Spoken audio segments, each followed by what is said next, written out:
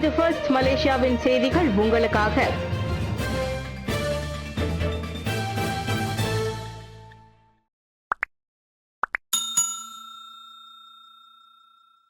மன்னிப்பு கேட்பதற்கு குழந்தையை பயன்படுத்துவதா? WWC போட்டி ஏற்பாட்டாளர்களை சாடினார் ஹன்னாயோ. WWC எனப்படும் வார் ஜோன் வேர்ல்டு சாம்பியன்ஷிப் போட்டி ஏற்பாடு செய்ததற்காக மன்னிப்பு கேட்க ஒரு குழந்தையை பயன்படுத்தியதற்காக இளைஞர் மற்றும் விளையாட்டுத்துறை அமைச்சர் ஹன்னாயோ ஏற்பாட்டாளர்களை சாடினார். இப்போட்டியை நடத்துவதில் இளைஞர் மற்றும் விளையாட்டுத்துறை அமைச்சிடம் இருந்து அதிகாரப்பூர்வ அங்கீகாரத்தை பெறாததால் WWC ஏற்பாட்டாளர்கள் முழு பொறுப்பையும் ஏற்க வேண்டும் என்று குழந்தையின் இன்ஸ்டாகிராமின் கருத்துக்கள் பிரிவில் ஹன்னா எழுதியுள்ளார். தயவு செய்து இது போன்ற விளக்கங்களை சொல்ல குழந்தைகளை பயன்படுத்த வேண்டாம். இளைஞர் விளையாட்டுத்துறை அமைச்சிடம் அப்பாவியான சிறு குழந்தை மன்னிப்பு கேட்க தேவையில்லை. இதற்கு முழுக்க முழுக்க ஏற்பாட்டாளர்கள் தான் பொறுப்பேற்க வேண்டும் என்று ஹன்னாயோ கேட்டுக்கொண்டார். முன்னதாக அண்மைய WWC பத்திரிகையாளர் சந்திப்பின் போது இந்தோனேசிய போட்டியாளரை உதைத்த சம்பவத்திற்கு குழந்தை மன்னிப்பு கேட்பதை காட்டும் ஒரு வீடியோ ஒரு இன்ஸ்டாகிராம் கணக்கில் பதிவேற்றப்பட்டதை ஹன்னாயோ குறை கூறினார். கோத்தகெமனிங் சட்டமன்ற தொகுதியில் தீபாவளி உபசரிப்பு, இந்தியர்கள் மட்டுமின்றி பல்லின மக்கள் பங்கேற்பு. கோத்தகெமனிங் சட்டமன்ற தொகுதி உறுப்பினர் பிரகாஷ் சம்புநாதன் தலைமையில் தீபாவளி உபசரிப்பு மிகவும் சிறப்பாக நடைபெற்றது. கடந்த சனிக்கிழமை தாமன் ஸ்ரீ மூடாவில் நடைபெற்ற இந்த நிகழ்ச்சியில் இந்திய சமூகத்தினர் மட்டுமின்றி மலாய்க்காரர்கள் மற்றும் சீனர்கள் என சுமார் 2000க்கும் மேற்பட்டோர் பங்கேற்றனர்.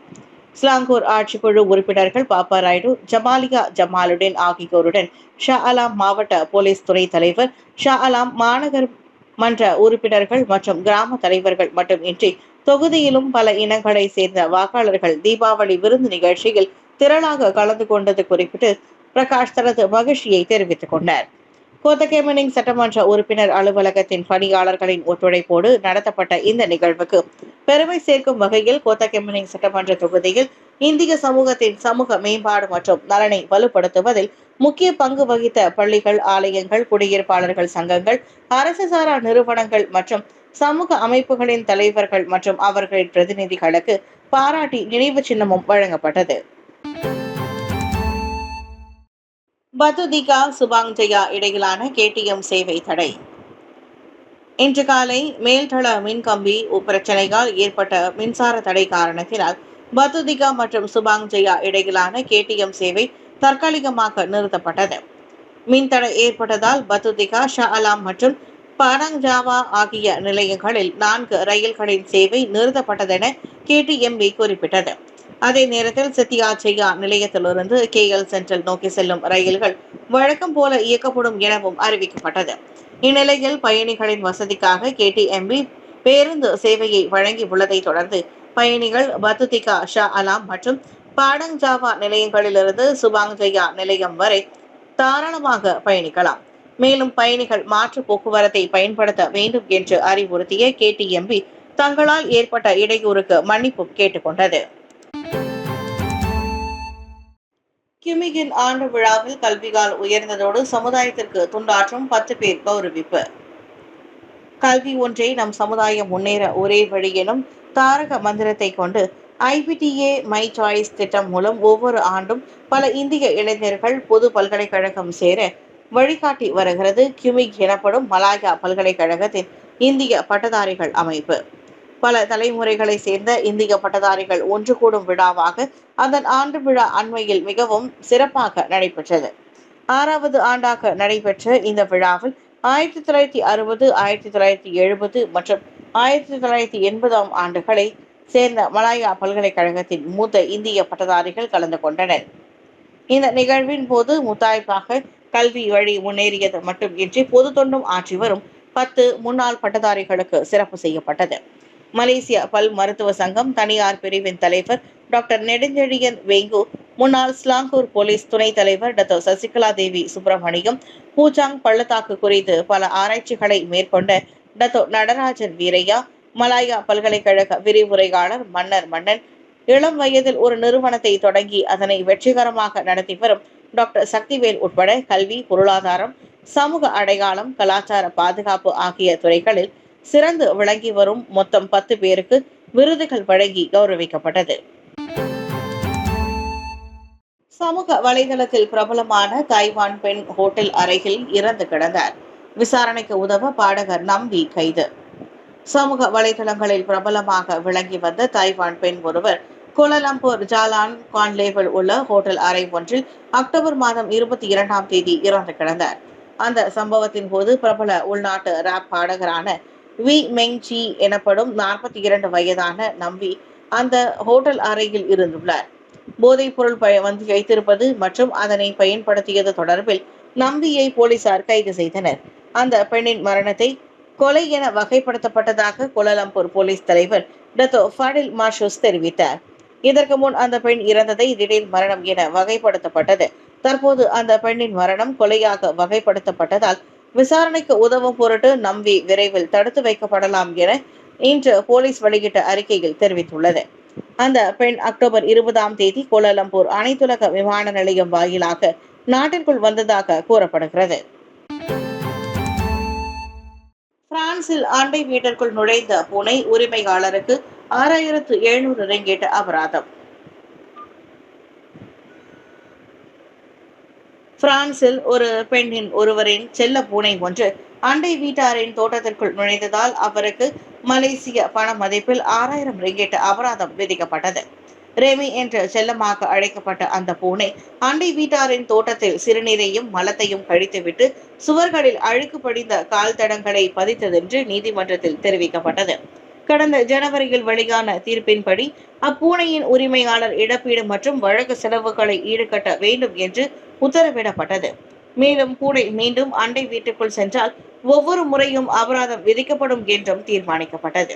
சமீபத்தில் அப்பூனை மீண்டும் அதே செயல்களை செய்ததன் விளைவால் எழுந்த குற்றச்சாட்டை முன்னிட்டு வருகின்ற டிசம்பர் மாதம் அந்த உரிமையாளர் நீதிமன்றத்தில் ஆஜராகி அபராதத்தை செலுத்த வேண்டிய சூழல் ஏற்படும் என்று அறியப்படுகின்றது. இந்த நிலையில் இந்த வழக்கு தனது மனநலத்தை வெகுவாக பாதித்துள்ளது என்று ரெமி தற்போது வீட்டுக்குள் அடைக்கப்பட்டிருக்கிறது என்றும் அதன் உரிமையாளர் குறிப்பிட்டிருந்தார். பிறை சட்டமன்ற உறுப்பினர் சுந்தர்ராஜுவின் வண்ணமய தீபாவளி திறந்த இல்ல உபசரிப்பு. பினாங்கு பிறை சட்டமன்ற உறுப்பினரும் மாநில ஆட்சிக்குழு உறுப்பினருமான டத்தோ எஸ் சுந்தர்ராஜுவின் 2025 தீபாவளி திறந்த இல்ல உபசரிப்பு அண்மையில் மிக சிறப்பாக நடந்தேறியது. நவம்பர் 1ஆம் தேதி தாமான் சாய்லிங் பல்நோக்கு மண்டபத்தில் நடைபெற்ற அந்நிகழ்வில் பல்வேறு இனங்களை சேர்ந்த 2000க்கும் மேற்பட்டோர் கலந்து கொண்டனர். சிறப்பு விருந்தினராக மாநில முதல்வர் சவுகான் யவ், முன்னாள் முதல்வர் லிம் குவாங் யங், பாகான் நாடாளுமன்ற உறுப்பினர் குமரன் கிருஷ்ணன் உள்ளிட்ட தலைவர்கள் பங்கேற்றனர். பிறை சட்டமன்ற உறுப்பினர் என்ற வகையில் சுந்தர்ராஜு நடத்தும் 3வது தீபாவளி திறந்த இல்ல உபசரிப்பு இதுவாகும். இந்த 27 பொது மாத பொது வாழ்க்கை வணிக உலகில் 40 ஆண்டுகளுக்கு மேலாக பணியாற்றிய தமக்கு ஒரு அர்த்தமுள்ள கட்டமாக விளங்குவதாக விழாவில் அவர் நிகழ்ச்சியுடன் கூறினார். பல்வேறு கலாச்சார நிகழ்ச்சிகளுடன் அங்பாவ் பெருநாள் பண அன்பளிப்புகளும் வழங்கப்பட்டன. இது மாநிலத்தின் பன்முகத்தன்மை கொண்ட சமூகத்தில் ஒற்றுமை மற்றும் நல்லிணக்கத்தின் அடையாளமாக அமைந்தது. 1000 ஆலயங்களுக்கு மேம்பாட்டு நிதி 2 கோடி ரிங்கிட் மடானி அரசுக்கு குணராஜ் பாராட்டு. இந்து சமய வழிபாட்டு தலங்கள் சமுதாய மையங்களாக உருமாற வேண்டும் என்னும் இலக்கிற்கு ஏற்பவும் அதற்கு ஒத்துழைப்பு அளிக்கும் வகையிலும் மடானி அரசாங்கம் தேசிய அளவில் 1000 ஆலயங்களுக்கு 20,000 ரிங்கிட் வீதம் 2 கோடி ரிங்கிட்டை நிதியாக அளிக்க முன்வந்ததாக செந்தோசா வாக்காளர்கள் மற்றும் மலேசிய இந்துக்களின் சார்பில் நன்றியும் பாராட்டும் தெரிவிப்பதாக செந்தோசா சட்டமன்ற உறுப்பினர் டாக்டர் ஜி குணராஜ் தெரிவித்துள்ளார். டாக்டர் ஸ்ரீ அன்வார் இப்ராஹிமின் தலைமையிலான ஒற்றுமை அரசாங்கம் இந்து சமய மறுமலர்ச்சிக்காக இந்த நிதியை ஒதுக்கி இருப்பது வரவேற்கக்கூடிய ஒன்றாகும். இது ஆலயங்களுக்கான நிதி உதவியாக மட்டுமின்றி இதன் மூலம் சமூக நலன், கல்வி மற்றும் வளர்ச்சி சார்ந்த பல நடவடிக்கைகளை மேற்கொள்ளவும் பயன்படுத்தலாம் என்று இன்று வெளியிட்ட அறிக்கையில் குணராஜ் தெரிவித்தார். இந்த நிதியை சரியான முறையில் பயன்படுத்துவது மிகவும் முக்கியமாகும்.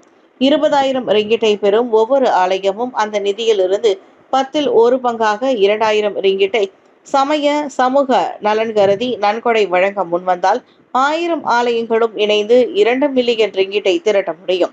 இதன் வழி பல்வேறு சமூக நலத்திட்டங்கள் மற்றும் அறக்கட்டளைகள் மூலம் மக்கள் பயனடைய முடியும் என குணராஜ் சுட்டிக்காட்டினார். இந்த முயற்சிக்கு 2026ஆம் ஆண்டு நல்ல தொடக்கமாக அமைய வேண்டும் என அவர் கேட்டுக்கொண்டார்.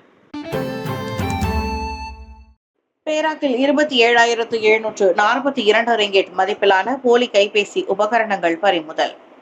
பேராக் மாநிலம் முழுவதும் நடத்தப்பட்ட 4 தனித்தனி சோதனைகளில் உள்நாட்டு வாணிபம் மற்றும் வாழ்வாதார அமைச்சு 27,742 ரிங்கெட் மதிப்பிலான போலி கைபேசி உபகரணங்களை பறிமுதல் செய்தது. பிரபல பிராண்டுகளின் கைபேசி உபகரணங்கள் போலியாக விற்கப்படுவது தொடர்பான தகவல்கள் கிடைக்கப்பெற்ற உடனேயே ஈப்போ, மஞ்சுங், பாரிட் புந்தார் மற்றும் தைபிங் ஆகிய 4 இடங்களில் உள்ள வணிக வளாகங்களில் சோதனைகள் நடத்தப்பட்டன என்று பேராக் மாநில KPDN இயக்குநர் டாக்டர் கமாலுddin இஸ்மாயில் தெரிவித்தார். 913 கைபேசி உபகரணங்களான சார்ஜர்கள், கேபிள்கள், காதணிகள் மற்றும் பிற சாதனங்களும் பிரபல வணிக குறியீடுகளை தவறாக பயன்படுத்தியதும் சோதனையில் கண்டுபிடிக்கப்பட்டன. குறித்த நிறுவனத்தின் பிரதிநிதிகள் பொருட்களை சரிபார்த்ததில் அவை உண்மையிலேயே போலியானவை என உறுதி செய்யப்பட்டது. அனைத்து பொருட்களும் மற்றும் ஆவணங்களும் பறிமுதல் செய்யப்பட்டுள்ளதை தொடர்ந்து இக்குற்றத்தை வணிக குறியீடு சட்டத்தின் கீழ் விசாரித்து வருகின்றனர். நரைமுடி புற்றுநோயை தற்காக்குமா? ஜப்பானிய ஆய்வில் சுவாரஸ்ய தகவல்.